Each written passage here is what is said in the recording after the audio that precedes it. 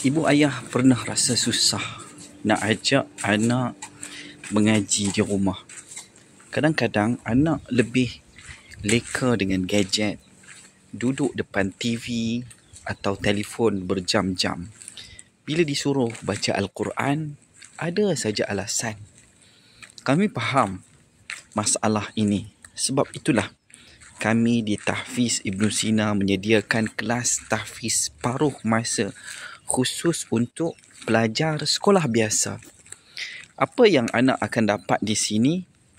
Hafazan juzuk 30 secara sistematik, latihan jadi imam solat untuk kepercayaan diri, pimpin rakan-rakan dan juga keluarga, solat berjemaah antara maghrib dan isyak setiap hari, bimbingan untuk yang boleh membaca Al-Quran supaya lebih lancar dan istiqamah, suasana yang positif bersama dengan kawan-kawan yang jauh daripada leka gadget.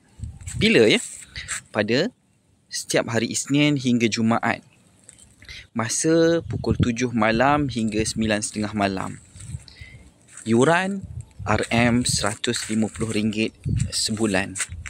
Daripada anak buang masa dengan gadget, lebih baik mereka habiskan masa dengan Al-Quran. InsyaAllah manfaatnya bukan sahaja untuk mereka, bahkan untuk ibu, ayah juga. Tempat adalah terhad. Daftarkan anak anda sekarang melalui WhatsApp. Klik link di bawah.